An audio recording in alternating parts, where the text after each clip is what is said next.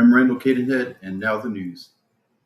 President Donald Trump today again threatened Iran, warning that the United States military was ready to, quote, completely decimate and destroy all areas of Iran, unquote, in response to alleged threats made against his life by the Islamic Republic. Trump earlier this week was given intelligence briefings by the Israelis, warning him that he was being targeted for assassination by Iran. In his Truth Social post earlier this morning, Trump said that, quote, 1,000 missiles are locked and loaded and aimed at the Islamic Republic of Iran, unquote, if Iran made an assassination attempt against him. The president concluded his social media post with, quote, praise be to Allah, unquote. Also, earlier this morning, the Ayatollah Mujtaba Khamenei swore that Iran would avenge the death of his father, the former Iranian Supreme Leader Ali Khamenei, who was killed by Israeli airstrikes on February 28th. The Ayatollah said, quote, we pledge to avenge your pure blood and the blood of all the martyrs. This vengeance is what our nation is demanding, and this must definitely be done, unquote.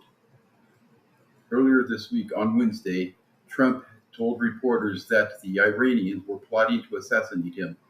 Trump said, quote, they want to take out the U.S. leader, me. I'm on every list. I saw this morning, I'm on every single one of their lists. And so far, I guess I've been a little bit lucky, but that maybe doesn't last very long, unquote. Despite the renewed hostilities and collapsed ceasefire, talks between the United States and Iran continue.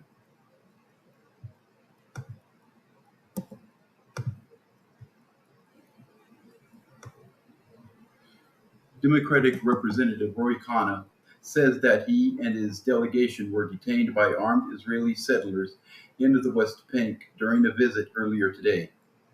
Congressman Khanna said that the purpose of his visit was to provide an unfiltered look at the human toll of Israeli occupation into the West Bank. Khanna says that he is considering a run for the White House in 2028. On Friday, at the request of the Trump Justice Department, United States District Judge Timothy Kelly reluctantly agreed to drop the convictions for seditious conspiracy against several high-level individuals of the far-right group, the Proud Boys, for their roles in the January 6, 2021 Capitol riot. In his decision to erase the convictions, Judge Kelly said, quote, in light of fundamental separation of powers principles, the proper course here is for the court simply to grant the motion in full.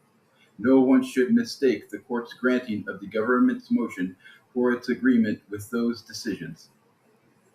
The judge dismissed the case with prejudice, meaning that a future Justice Department is barred from revisiting the case.